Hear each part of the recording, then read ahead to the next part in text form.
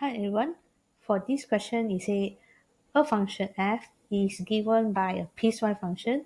When you have more than equals to 1 is in this function and less than 1 is equals to 2, we need to determine the limit when x approaches 1 from the right hand side for the function and limit x approaches 1 from the left hand side of the function. Then question B, they ask, does the limit exist, and give your reason. So look at our function here. When we have modulus, we need to divide it into the piecewise so that we can identify what is it positive piece or negative p in that interval. So first of all, we define modulus x minus 1 into positive function. When it is more than equal to 0, it will be negative function when it is less than 0. Simplify the interval here, it will be x more than 1. This is x less than 1. And when we have piecewise function, we draw it, the interval. Less than 1, we know this function at the left hand side here, less than 1, it is equal to 2.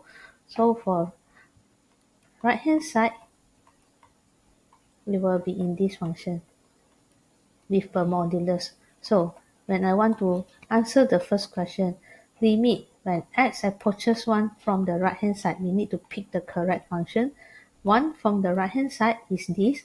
So modulus x, it will be need to substitute with positive more than 1. If you come approximate 1 from the right, so which means that this value is more or are more than 1. So this modulus will be select this positive function. So x squared plus x minus 2 in modulus part, the piecewise involving at the right will be x minus 1. So select the correct function. Then only we start calculate the limit. We try to substitute 1 into it. We will notice that we get 0, 0 is the IDF form. So when we doing IDF form for limit at a point, the way we want to simplify, so 0, 0 IDF, the way to simplify is whether we factorize or conjugate, get to the simplify to the function, simplify the function. So when you have x approaches a, that factor that you need to simplify is x minus a. So x approaches 1, the factor that I want to simplify here is x minus 1. Find it out. So for quadratic, we can do factorization here. And we can notice here our factor of IDF, x minus 1, can be simplified. Then we re-evaluate the limit again, substitute 1 inside, it will be 1 plus 2 equals to 3. So this is limit from the right hand side. Then we go for limit for the left hand side. When we have limit x from the left hand side, so left hand side is here, the function involving is 2. So substitute x with 1. So we have a constant function, we didn't have anything to substitute. We are remaining answer 2. We observe from the right we get 3.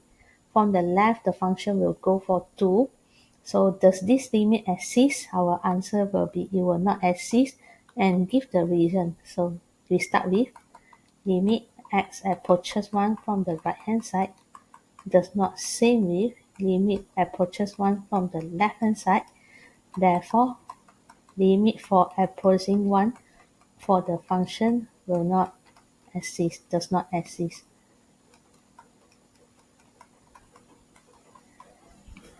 Alright, so that's all for this. Thank you for watching.